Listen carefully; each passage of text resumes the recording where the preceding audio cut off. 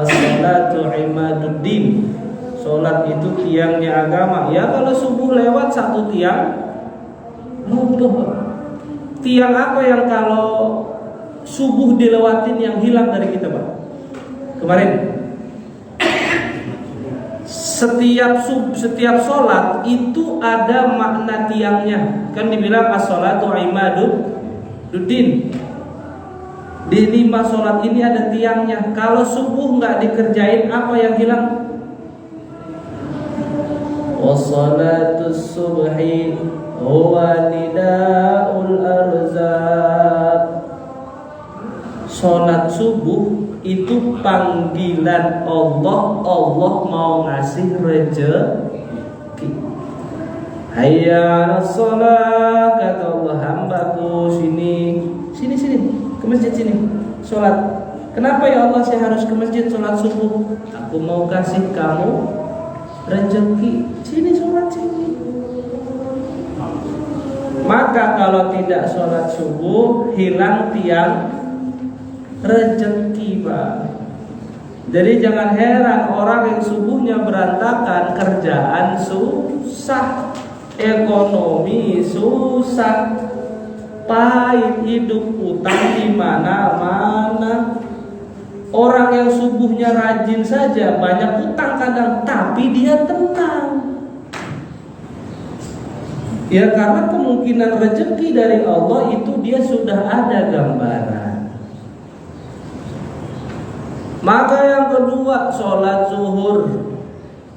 Sholat zuhur tiang apa yang hilang?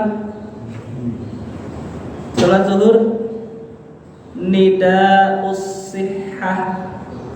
Orang yang mau sehat badannya, jauh dari sakit, berangkat ke masjid sholat zuhur. Yang sering nyepelein sholat zuhur, sering banget badannya pasti sakit.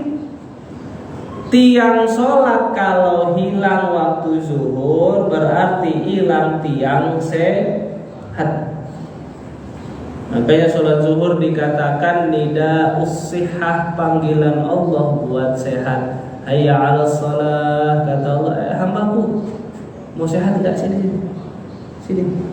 datang ke masjid sholat zuhur. Tiang yang ketiga nida'ul itmi'nan, panggilan buat ketenangan hati, ketenangan jiwa, ketenangan pikiran pada waktu asar. Gundah itu kemarin apa bahasa Arabnya? Rasa takut. Al-khawfu wal-ghammu. Al-khawfu qalqun nafsi an asya'in ta'rifu masdaruh. Rasa takut yang kita tahu sebab. Takut sama gugup berarti sebabnya gugup. Takut sama begal berarti sebabnya begal. Takut miskin sebabnya miskin. Takut gak dapat jodoh sebabnya gak dapat jodoh. Namanya al-khawfu. Al-ghammu qalqun nafsi an asya'in la ta'rifu masdaruh. Perasaan gundah gulana yang kita gak tahu sebab. Contohnya apa? Ibu-ibu biasanya enggak ngapa-ngapain, tiba-tiba deg-degan mikirin anaknya, tiba-tiba deg-degan mikirin suaminya. Padahal suaminya baik-baik saja, anaknya baik-baik saja. Ini namanya gundah. Cara nenangin itu hayya 'alas shalah. Ayo hambaku yang lagi gundah, yang lagi banyak pikiran, yang lagi ada beban, berangkat ke masjid sholat asar. Banyak Bapak Ibu cerita yang amat sangat viral. Orang yang mentok usaha cari uang buat makan hari itu diselesaikan oleh Allah habis sholat asar. Ada satu pedagang udah jualan keliling, dari habis subuh udah berangkat cari rezeki, dagangannya nggak ada yang beli. Berangkat ke masjid zuhur dia masih yakin masih siang bisa ini. Pas menjelang asar belum juga ada yang beli, pikirannya mumet, anaknya mau dikasih makan apa, uang belum punya. Berangkat ke masjid sholat asar, ngadu sama Allah, ya Allah pikiran saya, anak saya ini dagangan belum ada yang laku. Di masjid ketemu jamaah yang pengen beli dagangan yang dia jual, kebeli barang dagangannya. Tenang, dikasih oleh Allah pikirannya.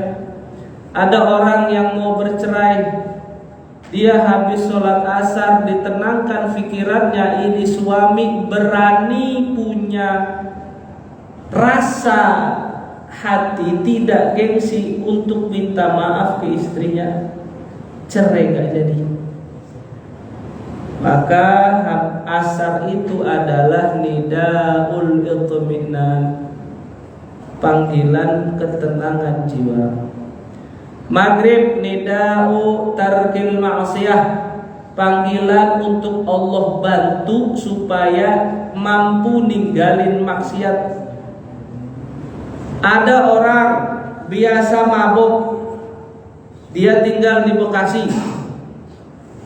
Dia cerita setiap kali kalau sholat ke masjid waktu maghrib malam itu gak tertarik mabuk.